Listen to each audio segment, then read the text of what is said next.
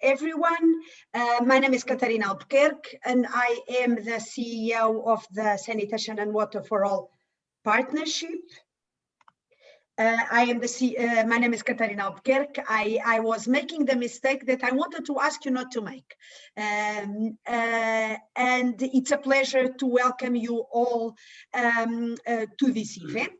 At the UN high-level political forum.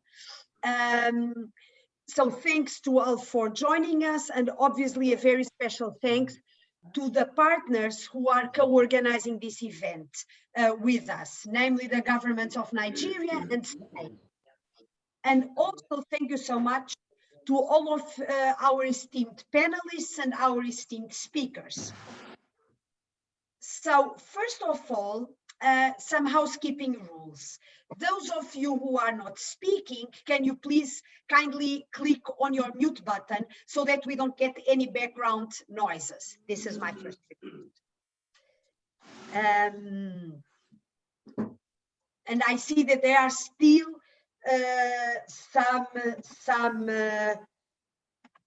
some speakers who are not muted, so I ask you to kindly mute yourselves. Thank you so much.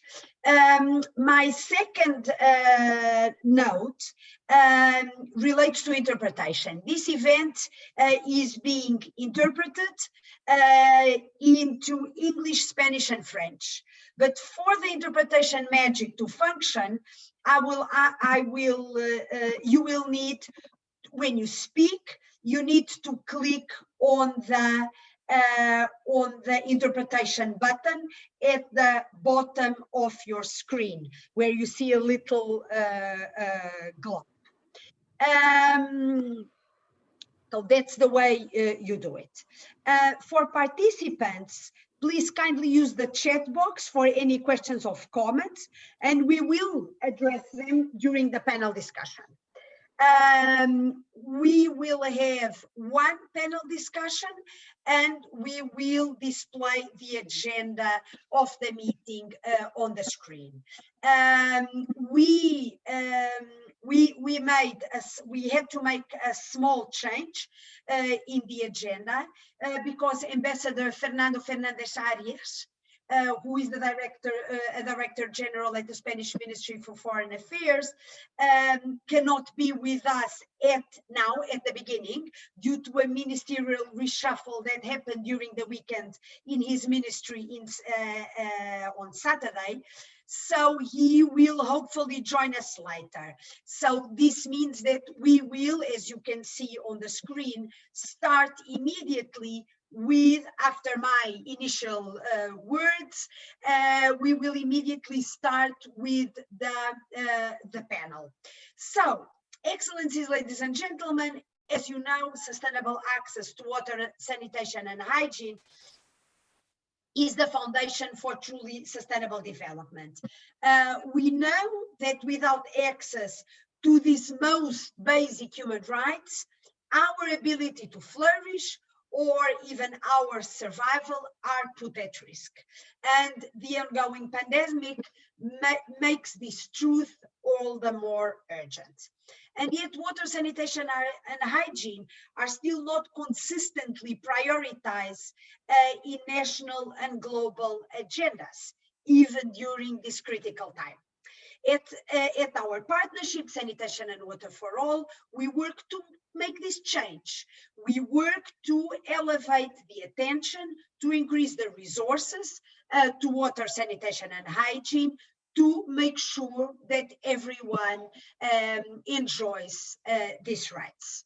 The onset of the COVID-19 pandemic last year triggered a flurry of advocacy across diverse areas.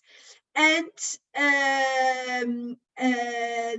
we also, from our side, tried to secure more visibility and more resources for water, sanitation, and hygiene.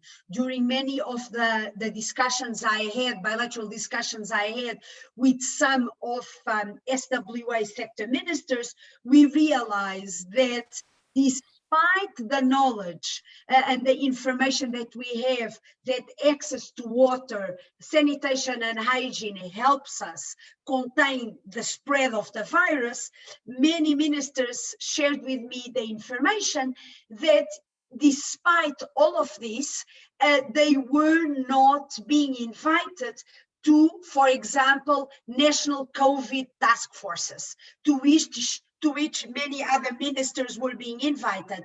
So this made us think, and today we want to reflect on the success factors of certain strategies, why have things worked better in certain countries than in other countries. We also want to discuss barriers that have limited or prevented more progress in the area of water sanitation and hygiene and their prioritization, including or in particular at times of COVID.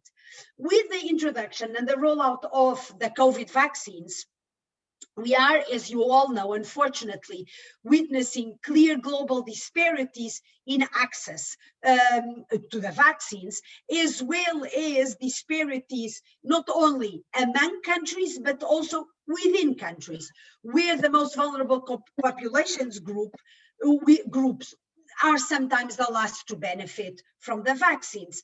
Again, in this context, high-level political advocacy is still essential for water sanitation and hygiene, and obviously to eliminate inequalities. Since the beginning of the pandemic, at SWA, we have dedicated multiple processes to the goal of prioritizing WASH. We launched a World Leaders Call to Action, as you know, in May last year. Many of your leaders have joined it. We have convened 3 finance ministers meetings in November and December last year. We launched a handbook on finance for ministers of finance in the area of WASH. We organized several ministerial roundtables, webinars, and even we partnered with the Washington Post, and we had the Washington Post live event on water sanitation and hygiene, COVID, and the vaccines. Our over 300 partners have been actively mobilized during this period to advocate for higher political prioritization of water sanitation and hygiene. And we thought today would be a good opportunity to hear more about how they did this. What were the results that were achieved? As I said, I was not supposed to hand the floor to our keynote speaker, Ambassador Fernando Fernandes Arias, but as I said, due to the ministerial reshuffle in Spain, I will jump directly into the panel discussion. So next slide. Next slide. Very good. It's my great honor to start, to introduce to you the Honorable Minister Suleyman Adamo, who is the Minister of Water Resources in the Federal Republic of Nigeria. Minister Adamo has been a long-standing friend of SWA, a very engaged leader. The second speaker that I would like to introduce you, next slide please, is Mr. Jorubo Kum, who is the Director of Hydraulics in the Republic of Mali. Also a very long-standing supporter of high-level prioritization and accountability in the sector. Next one, please. The next speaker is Ms. Yamileta Astorga Espeleta, who has been for over 6 years the executive president of the Costa Rican Institute of Aqueducts and Sewerage, which is the main service provider for water and sanitation in her country, in Costa Rica. Next slide, please. Our next panelist is Mr. Doba Lovemore, who is the Deputy Director for National Wash Coordination at the Ministry of Lands, Agriculture, Water and Rural Resettlement in the Republic of Zimbabwe. Next one, please. We have also Mr. Timothy Kpe, who is the National Executive Director at the United Youth for Peace, Education, Transparency and Development in Liberia. And finally, we have Mr. Zobair Hassan, who is the Director at DORP, Research, Planning and Monitoring Development Organization of the Rural Poor in Bangladesh. Very good. Let me start with a question to you, Honorable Minister Adamo. Honorable Minister, as I was saying at the beginning, Nigeria has been an exemplary model for its participation in most, if not all, of the high-level advocacy processes that Sanitation and Water for All Partnership has convened during COVID times. Also before COVID times, it already happened. Your esteemed president has also signed the Global Leaders Call to Action of last year that I referred to. And both you and the Honorable Minister Ahmed participated in our finance ministers meeting at the end of 2020. And also she, together with you, launched our handbook on water, sanitation and hygiene for finance ministers. My question to you is, how have these examples of high-level political advocacy contributed or influenced the prioritization of WASH in Nigeria since the beginning of COVID, well, and maybe beyond COVID? Your Excellency, I know that you are with us. It's my great honor to hand the floor over to you. I see you, Honorable Minister. Thank you, Katerina, and hello to everyone. Certainly, these high-level discussions have helped us a lot. As you know, you have mentioned, we've been doing quite a lot in the wash sector, but the fact that we have an international organization engaging with us has tremendously helped to shape things. Starting first with the high-level meeting that was held between Mr. Kevin Rudd and our President Buhari in New York in, I think, 2019. Obviously, and you know, a lot of things happened subsequently. It's not been business as usual. Launched all these actions, and when the COVID came, for us, it was an opportunity to use the COVID, you know, a bad situation as it were, but it gave us a very good example to leverage on the COVID to continue to step up our campaign on water and sanitation, because the basic requirement for fighting against COVID is not the mask as such, but washing your hands to start with. So we use that effectively in our campaign. Most of the state government, because our challenge has always been, it's not the federal government, it's not everything is not about the federal government. It's getting all these policies and actions being implemented at state level that has been our major problem. So we're able to send this message to them. I set up the National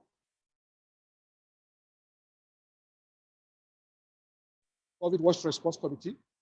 Governors of the, commissioners responsible for water and sanitation in all the other 36 states of the Federation and FCT. And we're able to come up with some strategy, working also along with our partners like UNICEF, to be able to come up with strategies on how to deal with the situation. So honestly, all the engagements have been quite helpful, and I think they made the right, they struck the right chord, and so far so good. Right now we have volunteers, 7,400 volunteers, 100 in each of the local governments of the Federation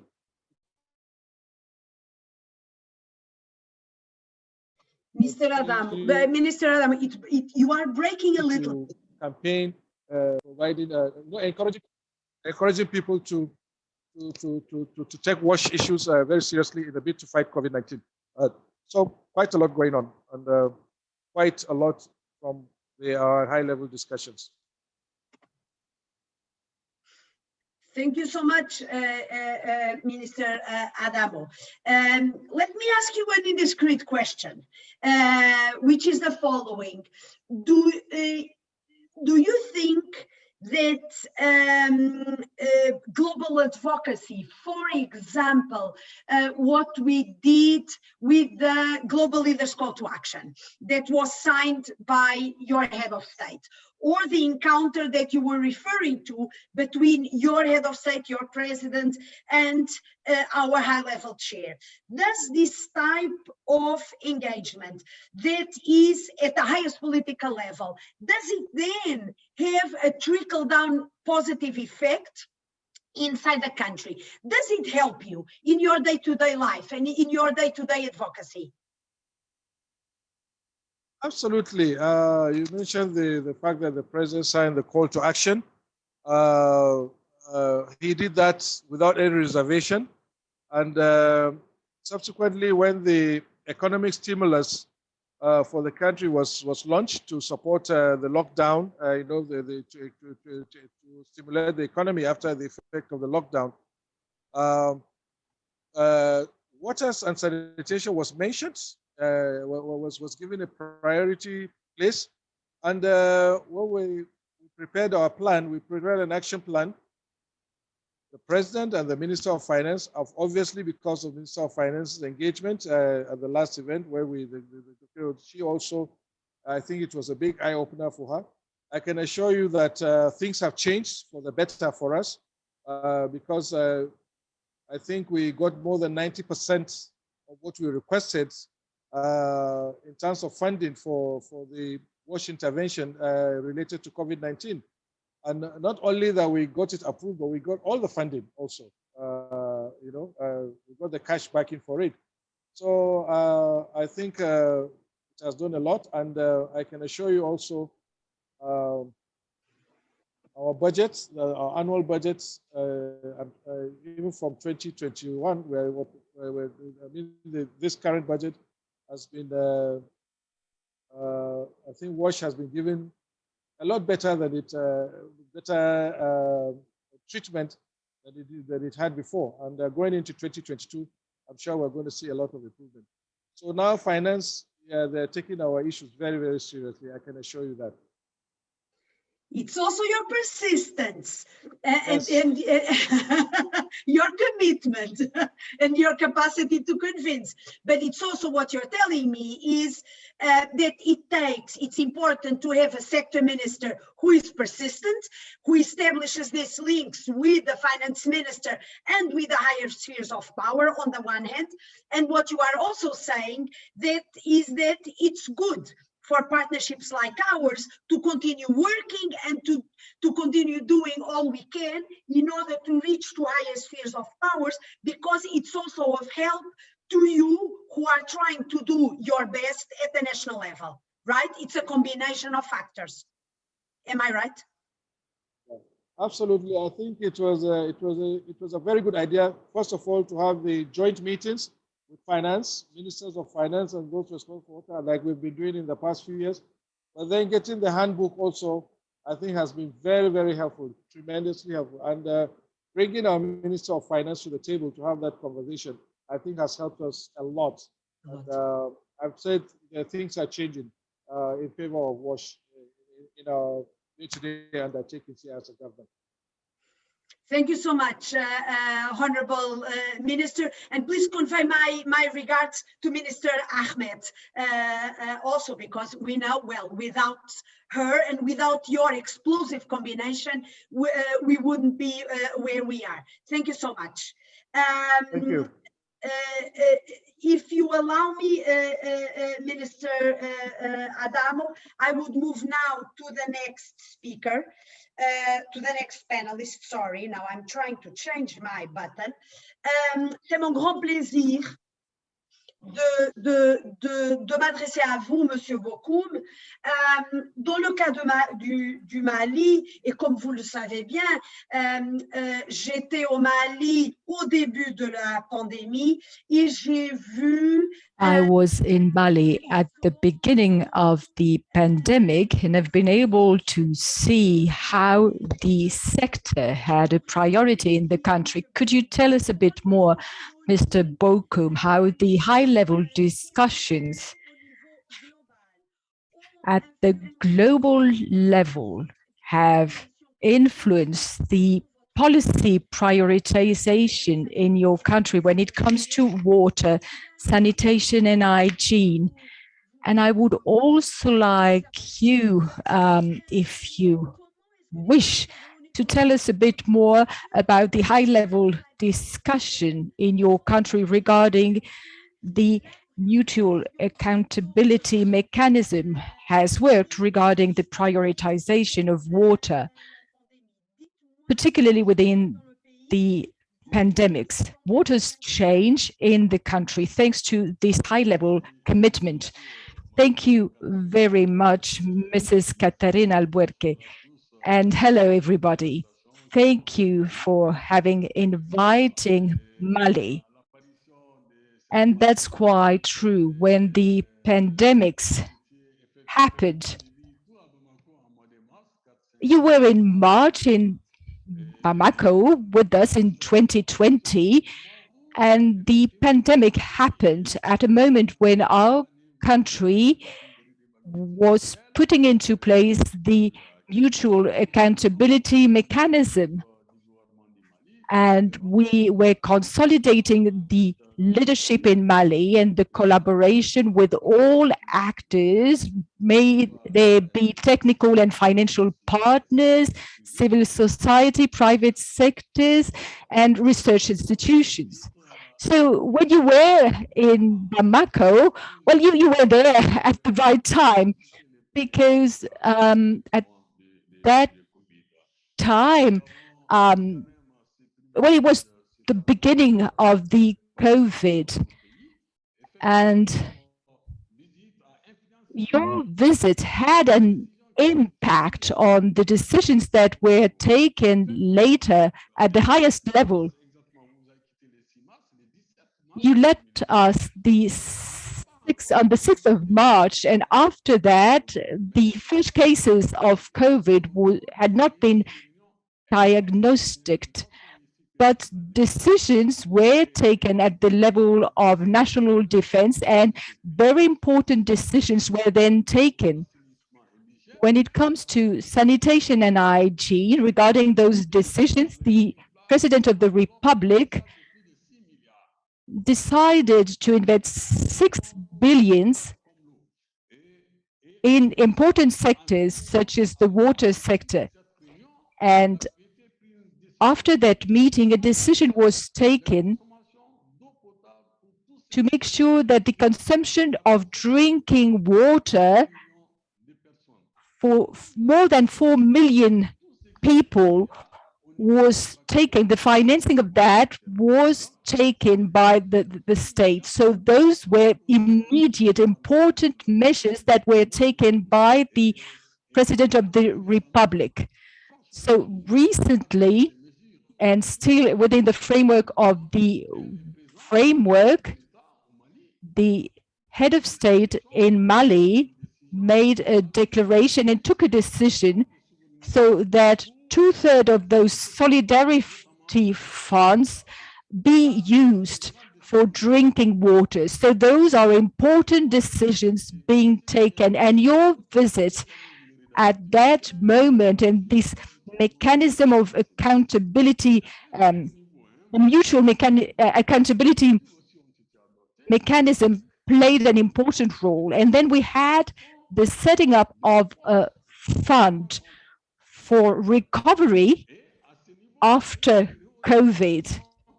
And from then, our budgetary resources were invested to recover after COVID and to make sure that the most vulnerable have access to water. And then a technical committee was set up regarding all actors to really fight against these pandemics.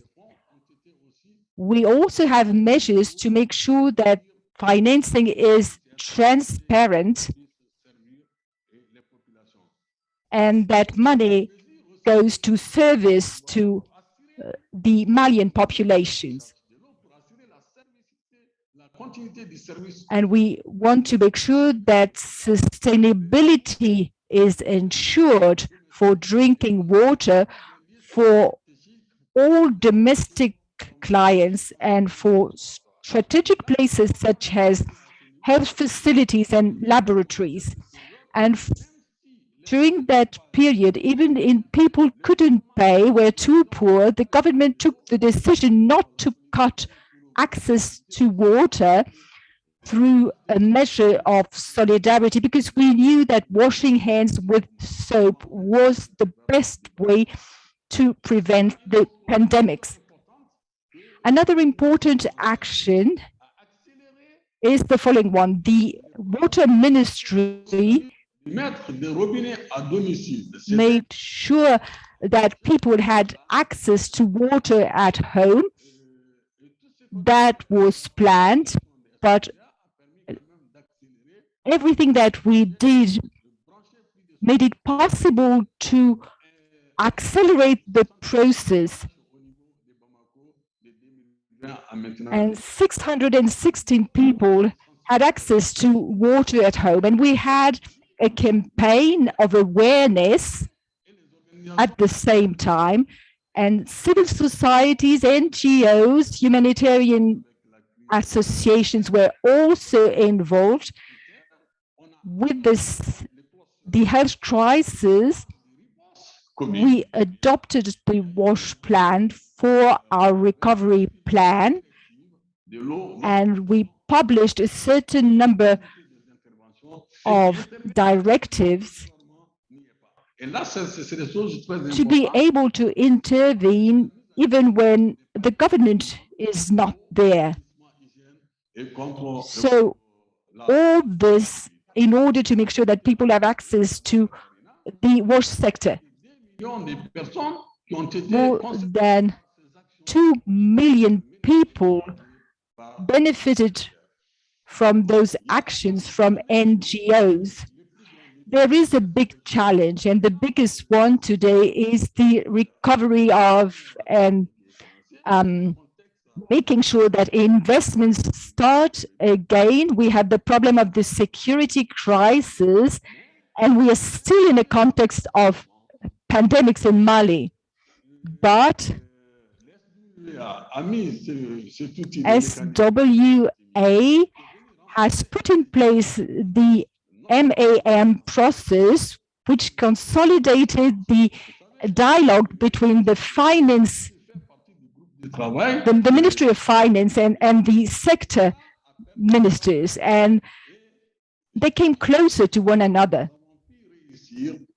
And we succeeded that way to make sure that we have a budgetary project for sustainable investment for 2022-23 for more than 9 billion of CFA francs.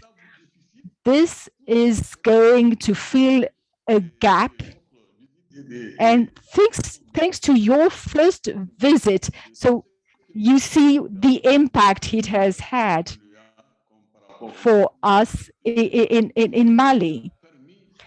It enabled us to understand the issues linked to access to water and sanitation.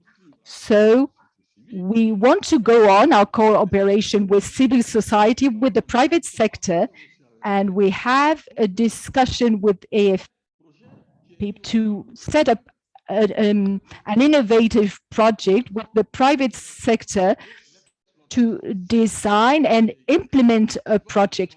If it's something innovating, it will help us in the rural area where people are the most vulnerable, where they have the most difficulty to have access to water.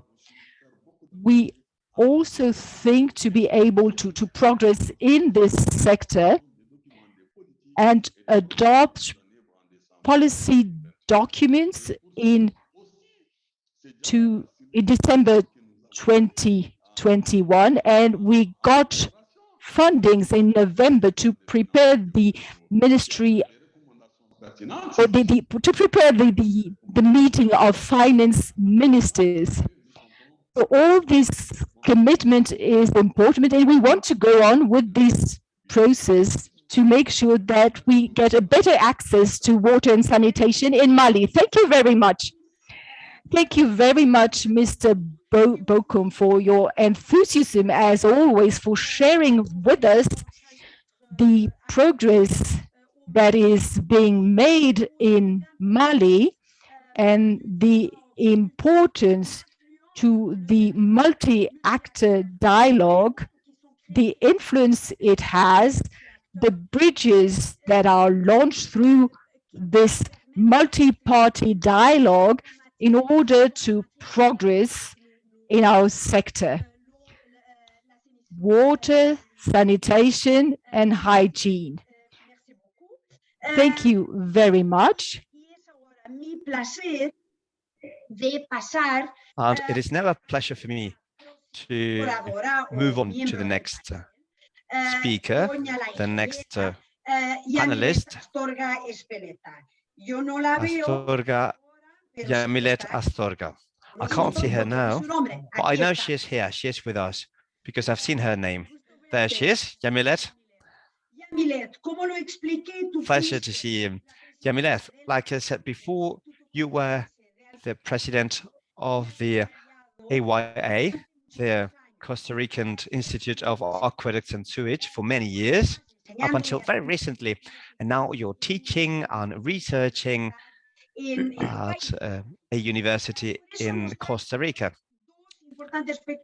And you bring to us two very important approaches, the government approach and the scholars approach. So we wanted to hear about your experience regarding the government.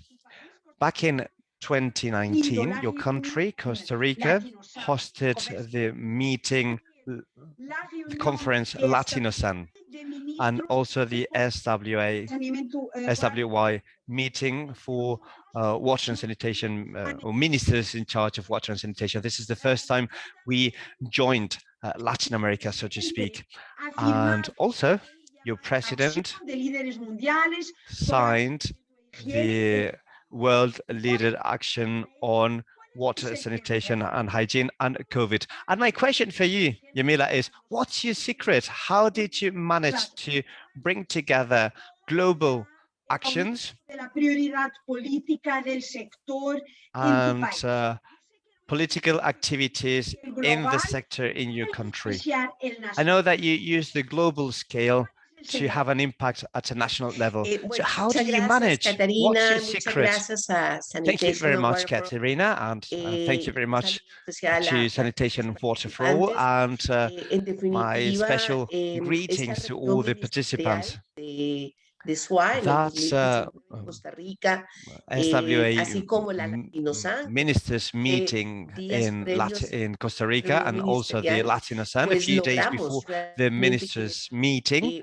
With all this, we managed to have a big impact, not only at a national level, at a government level with our president, but also at a national level in many different ways, because the media in Costa Rica showed many pieces of news related not only to sanitation, because we have a big divide in terms of sanitation throughout Latin America, but they also mentioned water supply. Both these events had a major impact in the country.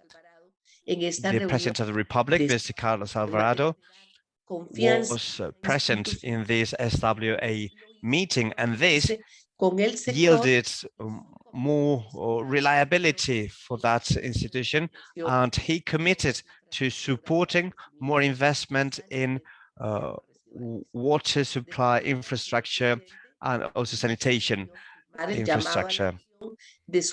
So the president signed a call for action by SWA.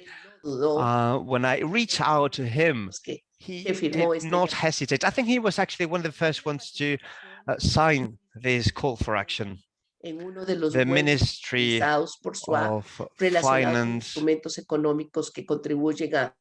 also took part in this. And that means that the government is not only committed and engaged, but they're also fully aware of the importance of water sanitation, water supply and sanitation services. Back in the day, Costa Rica and the whole of the Central American region and some parts of South America were going through very tough times, because in 2019, for 7 years, we've had water deficit due to the El Nino. And year on year, that problem was getting worse, with less and less water in the sources. So at the beginning of 2020, the situation was especially hard for the sanitation and water supply services in order to have certain regions in Costa Rica, especially the metropolitan area. They struggle to supply continuous services 24/7. So in March, the pandemic came in, and hand washing and hygiene was highly recommended, and the water demand increased by 18%. That's quite a high figure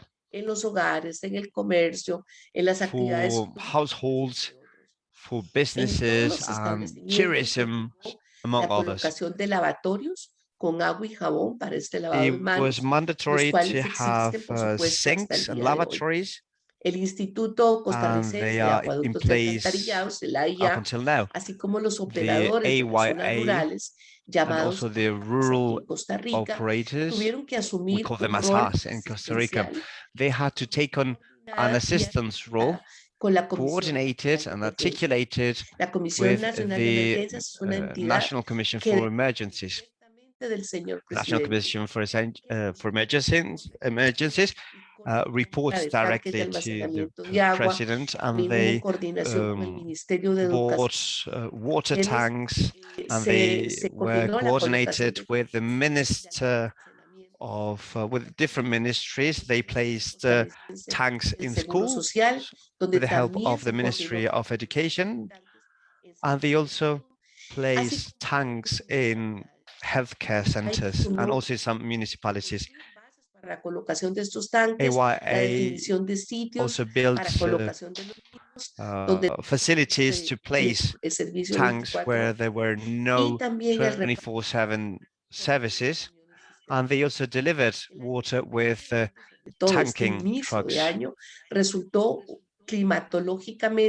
the beginning of the year, or the beginning of last year, we struggled because of the lack of water, but later on the same year, in climate terms, the year was normal. There was no further impact from El Nino, and the rainfall started happening, and we managed to relaunch our supply services.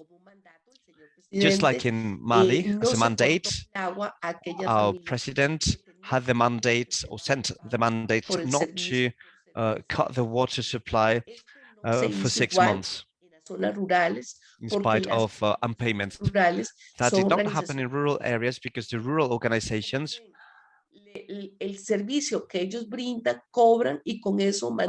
they supply those services and they charge for it, and this is what they use to prop up the system. So they're not very resilient to keep up the system without a payment. So they have to endure the situation for 3-4 months. Parallel to the situation, con la cual an emergency situation declaration was declared, and we started drilling deep wells, replacing pipes, and investing in new water supply and sanitation services, and wastewater treatment, of course. We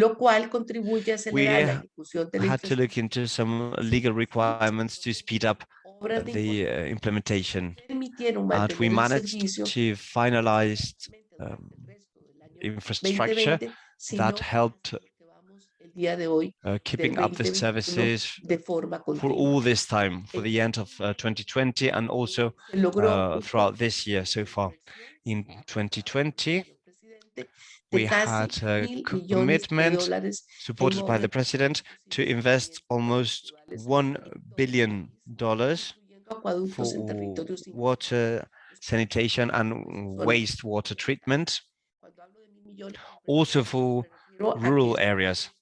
1 billion in investment allocated for different stages in the different projects. And all this contributed to increase the water coverage. They supplied services 24/7, and they also increased the coverage of water and sanitation as a response to the pandemic and to the drought in 2020. We can see this in indicators from 2019 to 2020. The areas without services came down from 19% to 17%. And there were other improvements.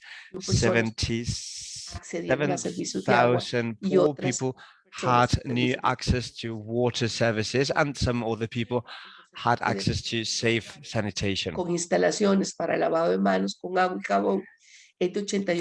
were hand washing facilities put in place in 2019, and in 2020, these facilities increased.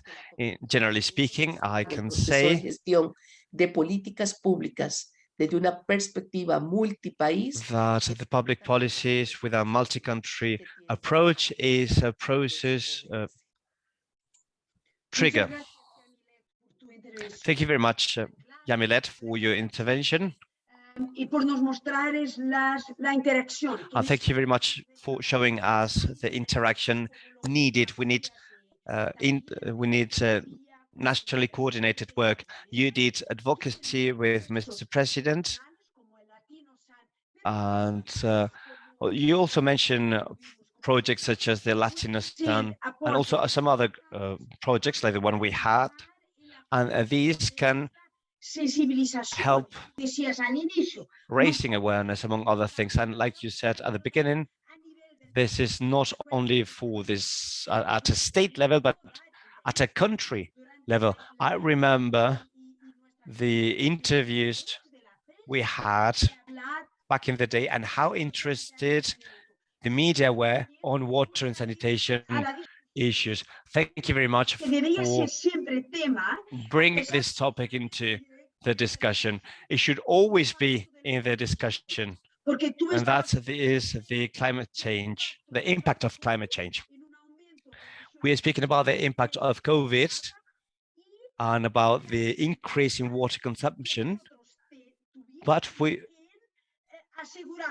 you also mentioned how you struggle to ensure enough water to prevent the dissemination of the pandemic or the spreading of the pandemic, while there is the ongoing impact of climate change. And you mentioned El Nino. This happens in Costa Rica, but also in other countries. We are working on this, among other topics. We're working on this in SWA, and along with our partners, we're working very much on climate change, but putting both crises into perspective was very interesting to hear. Thank you very much. Voy a volver al inglés. Doba, a question for you. Zimbabwe has a very interesting experience when it comes to one vital aspect of prioritization, which has already been mentioned by all previous speakers, and this is financing. Can you tell us a little bit about Zimbabwe's engagement at the finance ministers' meeting last year, and how it changed things in your domestic agenda, including budget? Doba, very pleased. Thank you very much, Katarina. Good morning, good afternoon, good evening. Merci beaucoup, Katarina. Bonjour à tous. The Sanitation and Water for All global and regional processes have actually been working to reinforce Zimbabwe's 18 constitution, recognizing access to water. I'm sorry, Doba, can you give me a second? I'm listening to the translation into French somehow. I'm hearing Doba and the French translation. Doba, can you go on? Sorry for the interruption. Thank you very much. Thank you very much, Katarina. And I was saying good morning, good evening, good afternoon from wherever you're joining in from. The Sanitation and Water for All global and regional processes have been working to reinforce Zimbabwe's 2013 constitution that actually recognizes access to water, sanitation, and hygiene as a human right. And the popular hashtag 2020 FMM actually left an indelible mark on the history of the wash sector in Zimbabwe. The meeting is remembered for its power and success in bringing onto one table the Minister of Finance and also the two sector ministers, one responsible for water and also the other one responsible for sanitation and hygiene, discussing the status of wash service delivery in country. This actually culminated in a joint commemoration of the Wash Finance Week and the Global Hand Washing Day, where the Honorable Minister of Finance actually took chance to present and unpack to the sector, to the two sector ministers, the new SWA Finance Minister's Handbook. He also underlined the importance of innovative sector financing, including prioritization of wash funding under the national fiscus, especially now as the whole world battles COVID-19. Quoting his words directly, the Honorable Minister of Finance highlighted that WASH is the engine propelling the infection prevention and control pillar of our COVID-19 response plan the world over, hence the need by government to make sure that it's given high priority in national budgets. True to his words, the Honorable Minister of Finance hiked the 2021 sector budget for WASH from the 300 million Zim dollar budget that we had actually tendered as a sector, which is something in the region of around 829,000 US dollars, to around 500 million, which is around 500 million Zimbabwean dollars, which is something in the region of around 1.38 million United States dollars. That's giving direction and setting the pace right for strategic intervention by the private sector, the utilities, and development partners. During the conversation leading to the 2020 Finance Ministers meeting, case studies that were presented by sister countries in the build-up to this meeting also helped deepen Zimbabwe's understanding of the role of the private sector in WASH financing, including the role of the communities in financing WASH services. And I think one key issue that came out there was the need for astute leadership from government as something that also attracts active participation in terms of sector financing by the private sector. The build-up to the 2020 Finance Ministers meeting also left the sector alerted to the need to develop and institute robust systems to track and account for all funds directed into the sector.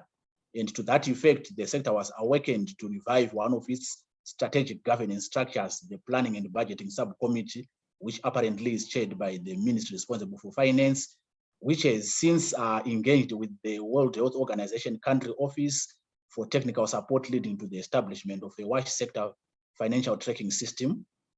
Although the development of this system is still at its infancy, its complete setup is envisaged to help support the collection, classification, analysis, and reporting of wash spending data as one way of strengthening accountability in the sector. And this is something that the Honorable Minister of Finance is buying into and is actually behind the sector, supporting us to make sure that this system is established. And all credit to this goes to the Finance Minister's Handbook, which helped lay the foundation for this engagement. In the current fight against COVID-19, you know that adequate funding and effective financing for drinking water, sanitation, and hygiene are essential to accelerate and sustain services to improve and save lives. And to that effect, I can say the commitment that had been made by the Minister of Finance through the 2021 budget is actually seen 20 million having been released to date to support establishment of a robust system for monitoring wash services.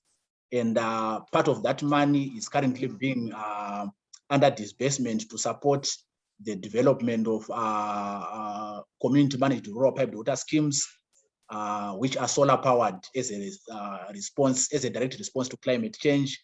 And part of the money is also supporting the establishment of sanitation facilities, including hand washing facilities as a direct response to the current COVID pandemic. Thank you, and over to you, Katarina. Thank you so much, Doba. Thank you for sharing this good news. We already knew about the impact and the way in which you were able to use global events, global movements, work done at the global level. As you were saying, also examples from other countries in order to inspire and to push for political will and for change and for higher budgetary allocations for water, sanitation, and hygiene. Each time that there is one of our partner countries that shares such a story with us, I think there is a star in the sky that lightens up. And in the Secretariat, we celebrate it. We celebrate the fact that things are changing, that we are really creating a movement of change, and that it takes the two sides, the national side, people like you, Doba, who fight for change, but then also that the push from outside also helps the national initiative. So I think this is a perfect storm in a good sense, a perfect good storm. Thank you so much, Doba, for sharing your case and experience. Now over to you, Timothy. We are aware that Liberia is unfortunately experiencing its most severe and already third wave of COVID. I'm very sorry for that. Some weeks back, I had a conversation with one of your senators, who is the head of the legislative caucus, and I also expressed my concern about the third wave to him. Tell me, as civil society actors, and how have you been able to engage or mobilize high-level decision makers in your country to prioritize WASH? Timothy, over to you. Good morning, good afternoon, good evening. I hope you're getting me clear. Perfectly. Well, I'm very grateful to be part of this very important high-level discussion, and I'm pleased to share my experience on how CSO have used SWA as leverage to access high-level decision makers. As we all know, water, sanitation, and hygiene are fundamental requirements for sustainable social and economic development. Particularly, poor hygiene, open defecation, and lack of safe water are leading causes of morbidity and deaths. Since 2010, the government of Liberia and civil society have been participating in discussions nationally and internationally to respond to the development needs of Liberia. CSO have been working with the government of Liberia and the WASH sector, even before the development of the WASH Compact in 2011. Working together with partners and local and international partners, we were able to secure the endorsement of President Sirleaf, former president of Liberia, on the WASH Compact, which was developed after SWA partner mission to Liberia 10 years back. I think that's a great memory that we carry along in the sector. And this has led to increased collaboration among partners and institutional strengthening with the setting up of the National WASH Commission. The question we ask ourselves now is a commission functioning and delivering services, or as we expected? Are we actually getting the result from the establishment of the commission? And the answer is no. Therefore, we civil society need to sit and address how the commission function better. How can we work with partners to ensure that the commission function better? I know there are many issues ranging from capacity to policy, but financing is fundamental, especially during this COVID-19 period. With COVID-19, what is the role of the commission? Is that planning, coordination, service delivery, regulations? So we actually need to understand the function of the commission during this emergency. So civil society, we are working with actors to address some of these issues. So now to the my answer to the question, and I'm very grateful that SWA is well positioned to play that high-level political role. The WASH Compact provided a roadmap for increased civil society advocacy, which led to high-level WASH achievements.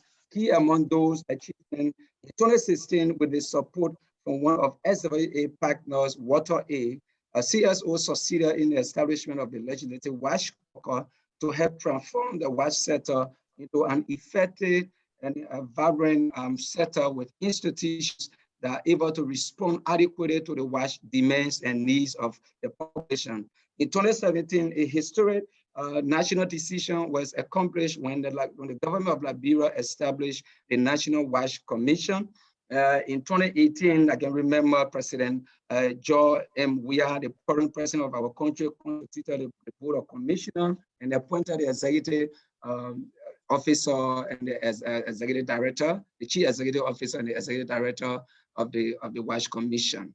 The government has also started efforts to improve domestic financing of the sector with the allocation of a little over 800,000 USD in the national budget since 2018 to presence for the WASH Commission. We are now entering the second time to develop the second compact, which can be used to as an advocacy tools for the decision makers to ensure adequate resources for the WASH sector, among other things. In Liberia, there are statistics like the recent GMP, the Joint Monitoring Report, that we have 75% of Liberians having basic access to water, and only 18%, I mean, since 2000 or to present, we have the 18% having access to hygiene services, sanitation services, I mean, excuse me. Hygiene, even data concerning hygiene, they are very difficult to find due to the lack of specific data. To be specific, we have an estimated 35% of existing clinics and schools do not have adequate sanitation, according to our recent joint monitoring review, a joint sector review that was conducted by government and partner. The COVID-19 is a strong indication and provides the best evidence for prioritizing and investing in the WASH sector. Access to WASH services, hygiene information, clean water, and improved sanitation facilities are essential not just in the control and prevention of COVID-19, but for general positive health outcomes. Liberia is experiencing the third wave of COVID-19. As civil society, we are currently engaging the national government, the WASH Bureau under the Incident Management System, the IMS, and the WASH Legislative Caucus to prioritize WASH financing. We facilitated a high-level meeting between SWA CEO, Katarina, and Senator Jonathan L. Kape, the chairman of the Legislative WASH Caucus. I am pleased to inform this forum that the meeting resulted into further high-level engagement intended to prioritize wash in the fight against COVID-19. Senator Kapi has been able to receive a plan and budget from the wash payroll under the IMS, and has been able to engage majority of his police and the Minister of Health, who is sharing the IMS for funding opportunities. CSO consistently and working with the WASH Legislative Caucus and the WASH Commission to mobilize the needed political will to ensure the following happen. One, that the government of Liberia deliver on its commitments to the SDGs by increasing budget allocation in the national budget for WASH sector. Two, that strengthen the monitoring system and involve civil society in the planning and monitoring processes. And the last is strengthening the capacity of the WASH Commission to perform its regulatory functions. Also, repeal acts that assign WASH regulatory rules to other government line ministry. The Civil Society Coalition of Liberia is supporting a set coordination and helping the WASH Commission to develop a comprehensive sector-wise plan, as well as a mechanism for reporting on COVID-19 intervention. The plan and budget will help determine the level of funding to be allocated to the WASH sector under the incident management system. CSO are available. Yes, a CSO are available, and to join it, implement COVID-19 response project, which with the government international partner. We are experts, as you know, in working in affected communities. We expect that working in the affected community will also bring a lot of changes in preventing the situation. CSO have been calling for participation in monitoring and improve accountability overall and overall set of performance. I strongly believe that Timothy, I'm so sorry. I don't mean to interrupt you. The wealth of information you have been sharing with us has been inspiring and amazing. We are running out of time. Can I please ask you to conclude? Yes, my participation today in the forum, I hope that it will provide the opportunity for SWA and partner around this table to see the many successes made in the WASH sector through the support SWA. And this forum is also, I'm believing that will provide an opportunity for partners to see the need to continue the support. In conclusion, I want to state here clearly that SWA has not just supported national government, but also strengthened civil society capacity to effectively engage government to fulfill its WASH commitments, and kindly appealing to SWA for such support to continue, not just in Liberia, but other parts of the world. Thank you so much. Thank you so much, Timothy. Thank you. Thank you so much. Thank you for your inspiring words.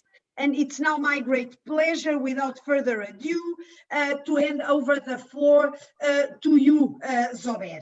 CSOs in Bangladesh have done a lot of political advocacy to increase financing for WASH, and we know this work is not easy. Can you tell us about some of the challenges and how you managed to persevere? Please try to be brief, as I said. Now we are really running out of time. Thank you so much. Zober, over to you. Thank you very much. Good morning, good afternoon, and good evening to all participants. In fact, this is a very important time to discuss this issue, because since almost 1 year we have been suffering from a pandemic, and during this pandemic, one of the important aspects of precaution is hand washing by the WHO. And in this regard, a lot of engagements have been done by the CSO and Sanitation and Water for All since the beginning of pandemic, organized a lot of online discussions, bringing the head of the states, call for actions, etc. But down to these programs, what we have seen at the ground, that the civil society organizations have been trying a lot to prepare a good strategy that how government can allocate more budget, particularly on water, sanitation, hygiene. While this is really important to COVID perspective and COVID responsive purposes, but as you know that when the the infection rate is increasing, then a lot of budget has been allocating or allocated towards the health service delivery. So in that case, the CSO repeatedly coordinating and contacting with the ministry, that is local government ministry, and we have a very strong network of networks that including the 5 and 6 representative of networks, including around more than 200 CSOs, and all together we have organized TV talk show programs and trying to reach out the Ministry of Finance, planning and engaging the parliamentarians in different programs. And finally, last year we have seen this fiscal year, that's around $11 billion have been allocated for WASH under the Ministry of Local Government. And there is a lot of emphasis been put on rural water, pipeline water supply systems, as well as the putting the hygiene promotion in the main concern of the strategy, as well as the allocation. And we have also seen the $230 million have been reallocated, and that have been really helpful for coming months. Particularly, I think this also very much in line with the 7 guiding principles of the sanitation and water for all, and one of the principles is very much reaching to the unreached. And we have also focused and seen that during this pandemic, around new poor have been arised, and those poor are really is becoming a basic need. WASH is their important issues, and in that case, already the government of Bangladesh have started to identify in their high level in their household income survey, that's how many actually poor are coming, because no one leave behind is an important agenda for the for SDGs. So altogether, political prioritization happened during the whole process of this pandemic, and from the CSO, we have discussed with the other multi-stakeholders groups, like government has taken the driving force in the whole process, and repeatedly we are contacting with them. So and at the end, we have seen that that local government ministry have focused on the income of the municipalities, so that they found their allocation or arrange their allocation by themselves and come up with a real plan during and after post-COVID. And I think by this whole process, Sanitation and Water for All, along with the other partners in this region, particularly South Asian regions, have put a lot of pressure, and we have come up with some real change. And let's see how it is in coming months, what is happening. Thank you very much. Thank you so much, Zubair, for what you shared with us. And it's Merci beaucoup, Zubair. I still hear myself in French now, or I hear myself in French again. Je l'entends en français. Yes, when I chose English as the language that I am speaking in. I'm just saying it because it might be a bit confusing for participants. Good. So let me say 2 things. We have a chat going on. And still hearing the French translation. Please kindly use the chat if you want to raise any questions or make any comments, because we can bring it then to the last part of this event. As I was telling you, the Spanish Director General for Multilateral Affairs could not join us at the beginning. He's still not there, but we have the great pleasure and honor to have with us the Sub-Director General, Mr. Javier Guterres. And I will switch now to Spanish. Muchas gracias, Catarina, y buenas tardes. Javier, muchas gracias por estar aquí. Thank you, Javier, for being here with us. and welcome. And thanks to the Spanish government for co-organizing this event in the framework of the high-level political forum together with us and with the Nigerian government. Javier, can you tell us how the Spanish commitment, the Spanish national commitment towards WASH gave rise to a high-level political commitment and influenced in political processes globally? On the other hand, how have these processes, these global processes, influenced or the results thereof in the policies and priorities for Spain? You have the floor, Javier, go ahead. Thank you, Catarina. Good afternoon from Madrid. First of all, we could not have the general director or any other authorities because today we have a new government in place. We had a change of minister, so all the teams are now meeting with a new minister and preparing the transition. In any case, water and sanitation are obviously one of the priorities for Spain. And I would say that Spain, with regard to water and sanitation, has acted in two fronts. On the one hand, by trying to mobilize in order to have a recognition for the right to water and sanitation as human rights, and so that policies and laws, Spanish laws, can be changed accordingly. And then this commitment, which were reflected in a high level as part of the UN, also translated into a mobilization of the Spanish cooperation in order to cooperate with other countries, particularly from Latin America and from North America and Middle East, to share experiences with these countries and also our model for water and sanitation management. Our mobilization, as you know, translated together with Germany in 2006 into a resolution in the Human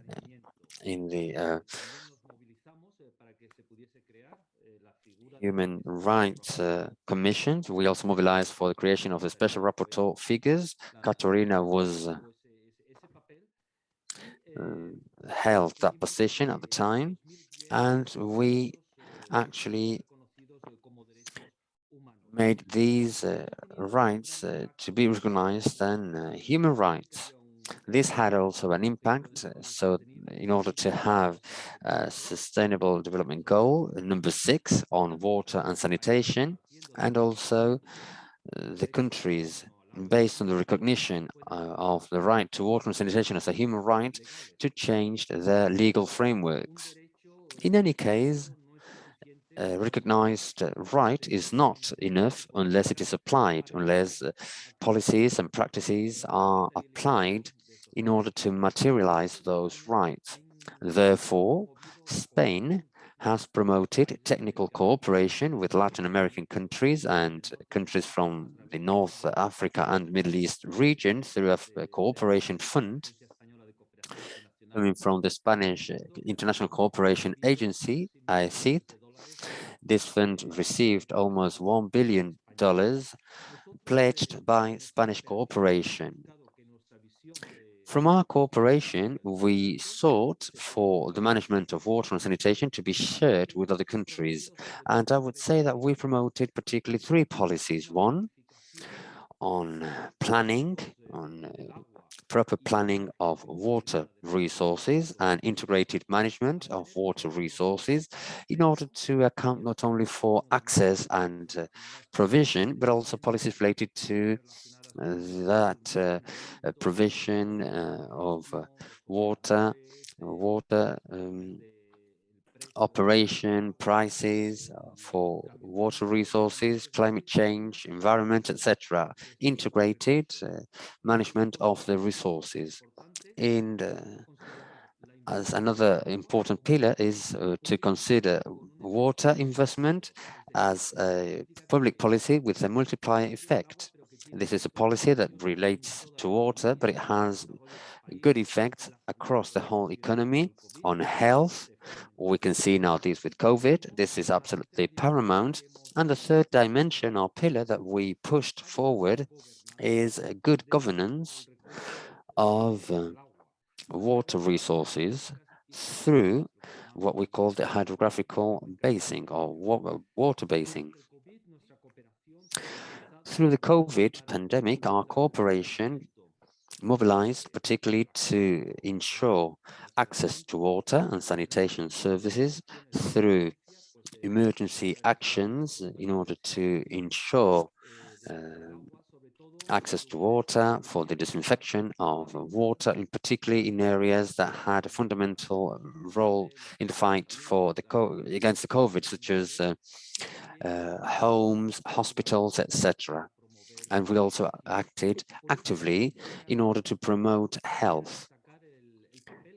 Finally, I would like to highlight the role of the Sanitation and Water Alliance, Sanitation and Water for All Alliance. We became part of the alliance in 2020, and we also were part of the call to action that took place in May 2020. The Spanish president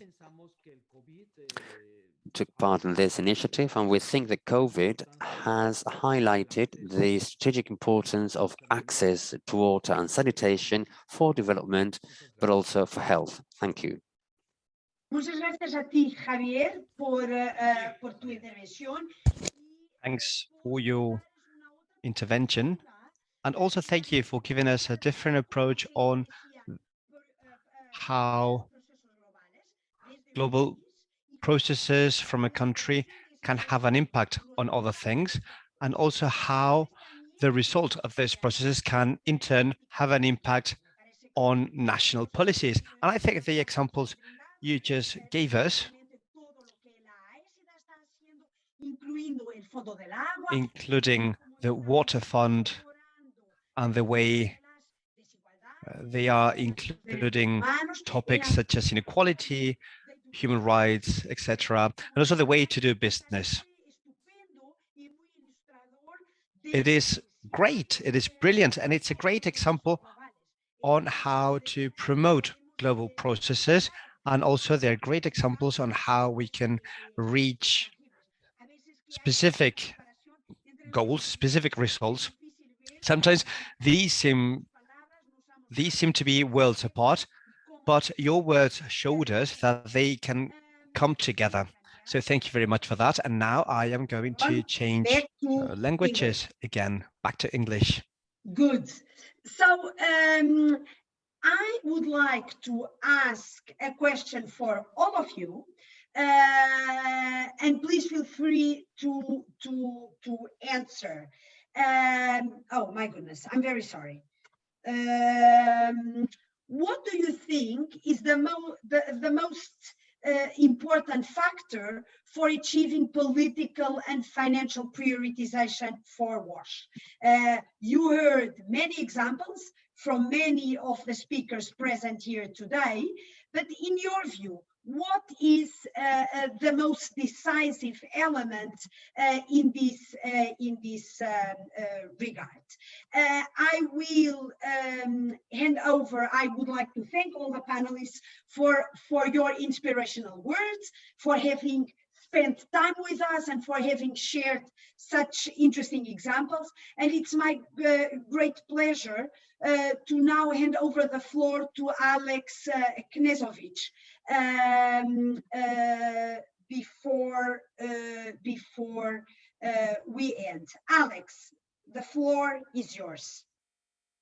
Thank you, Katarina, and thank you. We're honored to join this room and conversation. Your Excellencies, honorable guests and attendees, please let me lead us in again thanking each of the speakers in today's session. We appreciate your authenticity, your candor, and most importantly, your commitment and efforts on a daily basis to champion sustainable WASH in your communities. We've just heard some beautiful stories of success, or at least the beginnings of them. What our esteemed speakers today maybe haven't had the time to elaborate on are, of course, the teams of people, the persistent phone calls, the messages, the late hours and early mornings, the blood, sweat, and perhaps tears that have opened these doors and paved the path for these successes. Through what we've heard today, but also from what we're experiencing across the sector, I'd like to briefly highlight two things that we must relinquish. And then I'll move to what we're seeing, what patterns were emerging of what is working, and why I dare to say the future is bright. So first, I challenge that we must let go of short-term thinking and isolation. Short-term thinking, we're seeing this globally, but it is applicable to WASH as well. We must find the courage to think generations ahead as we navigate the challenges of today. The infrastructure we build, the systems that we design, will either set the stage for a regenerative, integrated biological cycle that utilizes the full extent of the resources, nutrients, and information in water and sanitation systems, or it will widen the gap between our communities and a sustainable future on this planet. We must embrace a circular approach in WASH. Human waste is one of the only sources of fuel and nutrients that grows with the population. Secondly, isolation. Our guests highlighted this throughout the session today. We cannot tackle individual issues, and no one business, no one organization, and no one government can do this alone. The latest JMP report highlights that we are making considerable progress, but we need 4 times the rate of acceleration to achieve SDG 6 by 2030. I'd like to remind us today that our world is quite good at acceleration. Given the right enabling environment, the right technology, demand, markets can develop rapidly. We've heard some keys to that enabling environment for acceleration today, and I'd like to walk us through them. Acceleration is powered by innovation.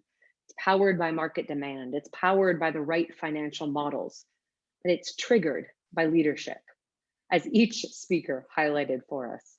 Para Iyer, the former Secretary of the Government of India, who led the implementation of the Swachh Bharat mission, Prime Minister Modi's flagship program, which so far is the world's largest sanitation revolution, advocates that there are 4 success factors for sanitation. But I would recommend that perhaps they're also applicable beyond just sanitation. First is political leadership. Second, an effective public financing system. Third, partnerships or multi-stakeholder approaches, as we heard today. And fourth, people's participation and local ownership. We've seen and heard today how powerful political will and informed financing can be. The Honorable Minister Adamu of Nigeria shared how signing a call to action opened the doors for conversations for 90% of the budget allocation requested. This advocacy creates a space for progress. High-level political advocacy sets in motion the commitments and the actions that follow. But how do we advocate effectively? How do we in the WASH sector attract and build the political will that can unlock financing? Well, as we've heard today, successful advocacy is rarely one person having one conversation. It's a coordinated effort of multiple fronts. So what is working? Multi-stakeholder platforms and coordinated effort. We need to keep strengthening multi-stakeholder platforms, and we need to lean in to coordination. The successes we heard today were a coordinated multi-stakeholder effort. They were built on the work of not one civil society organization or one local entrepreneur or one corporation or one donor, as Mr. Bokoum and Mr. Javier Gutierrez highlighted. Bringing the parties closer together, coordinating their efforts into one plan, built a platform for success. The successes we're experiencing today, and we will continue to as we advance towards 2030, are because we're strengthening multi-stakeholder partnerships like Sanitation and Water for All, like the Toilet Board Coalition, like the Global Hand Washing Partnership. It's what happens when academics and NGOs and all sizes of the private sector and donors can come around the same table, listen to each other, learn, and coordinate their efforts moving forward. We heard from Mr. Bokoum in Mali about the power of the mutual accountability mechanism of joint commitments.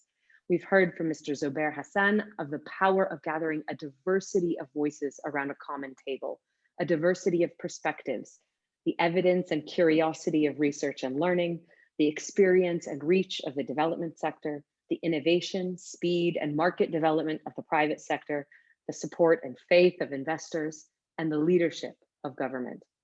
But even more than that, we as a sector need to look beyond our own silos, our own language, and our own way of doing things, and work more closely with partners in agriculture, in energy, in finance, and in climate. Multi-stakeholder platforms make this possible. At the Toilet Board Coalition, we have the privilege to see firsthand this potential. Advocacy sets the stage, political will opens the door, but the power of a multi-stakeholder platform translates all the way through to the ground, as Katerina highlighted. 5 years ago, the Toilet Board Coalition launched the world's first corporate accelerator focused on sanitation businesses. And to date, we've graduated 45 businesses from the program. We see the rate of acceleration possible when you surround these entrepreneurs with the prowess and business acumen of multinational corporations. When we open doors to leading development sector organizations and help them build relationships with well-matched investors. Garv Toilets, for instance, in India, in the 2 years since graduating the program, has grown 4 times over, and they're just getting started. This is what we heard from Mr. Doba Lovemore today. Having the access to and the support of a multi-stakeholder platform and the tools that they builds a community of support and encouragement that can guide the champions and pioneers taking this forward in their country. So why do I feel the future is bright? Although the work on WASH began long before the SDGs, it feels we have entered a new era. As Katerina mentioned, through these multi-stakeholder platforms, we are learning faster and better, and we're beginning to put that into practice. We're climbing towards a tipping point. Our work shows that 7 million in public finance of sanitation can unlock 130 million over 10 years in new economic value when invested into growing sustainable WASH businesses that are circular and smart. Investors are more familiar and comfortable with WASH. Of all the investment that the Toilet Board Coalition has enabled into sanitation, half of it was in 2020. I believe we're rounding a corner as a sector, but we must keep learning and advancing together. We each have a vital role to play to create the enabling environment for this acceleration. As many of the speakers highlighted, progress on WASH is foundational to progress against climate change, social inequality, loss of nature, and future pandemics. As Ms. Yamilet Astorga testified, we need to focus on WASH solutions that are resilient to climate change and financially sustainable in changing circumstances. We must learn to speak the languages of those around us and coordinate within and beyond our sector better than ever before. We've seen and heard today how powerful political will and informed financing can be towards building an effective and vibrant sector, as Mr. Timothy Kep has wonderfully framed it. We need to keep strengthening our multi-stakeholder platforms. We need to lean into coordination and to guide and empower our leaders. So leaders, let's learn together, let's innovate together, and let's accelerate. Thank you again, Katerina. I hand it back over to you. Thanks so much, Alex, for bringing it all together, for saying it so well and in such an inspiring manner. We could not agree more with all the things that you have said. Since we will finish very soon, let me take the opportunity to just sum up some of the comments that were referred to in the chat. Andrés Hueso mentioned the fact that the Bolivian government was also instrumental in the recognition of the human right to water and sanitation. Another participant referred to the importance of monitoring the realization of commitments. I would say, well, any commitment, right, made at the national level, at the global level, at the regional level. Monitoring is an indispensable part of accountability, and without monitoring, without the necessary data, we cannot hold those responsible to account. So an important comment. Another comment about the importance of achieving impact per dollar of investment, and also another comment about the links between economic losses, and the health losses due to the lack of investments in water, sanitation, and hygiene. And for those of you who did not have the chance to listen to the Washington Post Live we had last month on COVID, water, sanitation, and hygiene, I encourage you to please listen to it. We had the current president of COVAX and of the Gavi Alliance and the former head of the European Commission, as well as the CEO of Unilever. And they talked together about these two-track approaches. We need to invest in vaccines. We must end the vaccine inequality. But while we are waiting for vaccines, it is crucial to invest in water, sanitation, and hygiene in order to make sure that we protect people, those who have not been vaccinated, but even those who have been vaccinated from COVID and also from any future pandemic. You have the link to the Washington Post live event here in the chat box, and thanks to my colleague Lucinda for having pasted it. And it's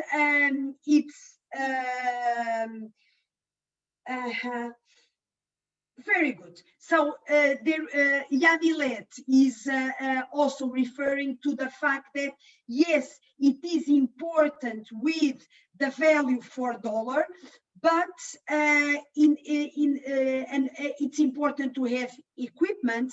But Yamilet is also referring to the importance of studies, preliminary studies, etc. So I would thank you all for your participation and hope to see you all again soon. Thank you so much.